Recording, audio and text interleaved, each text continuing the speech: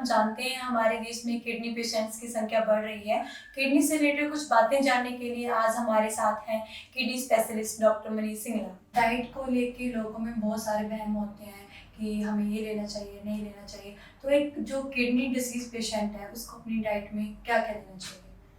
तो डाइट एक इम्पॉर्टेंट हिस्सा होता है किडनी पेशेंट के ट्रीटमेंट का। तो अक्सर लोग आके पूछते हैं जी डाइट में हमें क्या क्या खाना चाहिए, क्या क्या नहीं खाना चाहिए। तो अगर हम एक सीकेडी पेशेंट के डाइट की बात करें तो हम उसको 3-4 हिस्सों में डिस्कस कर सकते हैं। सबसे इम्पॉर्टेंट चीज़ होती है खाने में नमक की मात्रा।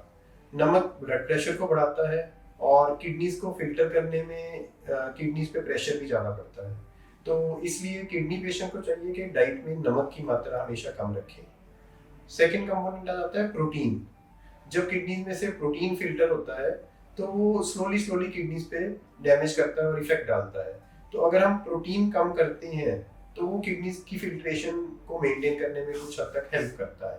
पर ज़्यादातर जैसा हम देखते हैं हमारी ओपीडीज में किडनी पेशेंट्स आते हैं वो डाइट में प्रोटीन की मात्रा बहुत ज़्यादा कर्टेल कर देते हैं, जिसको हम कहते हैं सीवियर प्रोटीन रिस्ट्रिक्शन, जो कि उल्टा नुकसान देती है। प्रोटीन की मात्रा हद से ज़्यादा कर्टेल करने से शरीर में कमी, कमजोरी, वीकनेस, मांसपेशियों की वीकनेस, इस तरह के कई साइड इफेक्ट पैदा हो जाते हैं।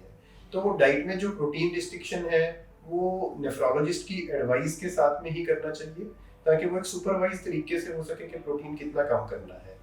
एक और थेरेपी होती है जिसको हम कहते हैं supplemented very low protein diet, जिसमें हम प्रोटीन की रिस्ट्रिक्शन और स्ट्रिक्ट कर देते हैं पर साथ में कुछ इसेंशियल अमाइनो एसिड सप्लीमेंट्स देते हैं।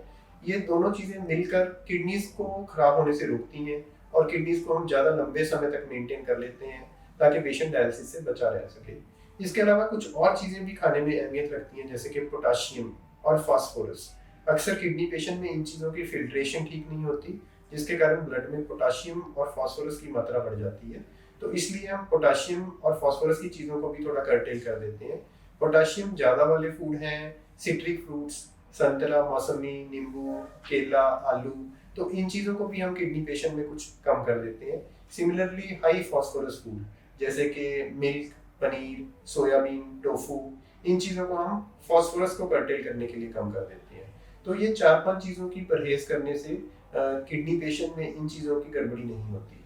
सॉल्ट, प्रोटीन, पोटाशियम और फास्फोरस वाली चीज़ें।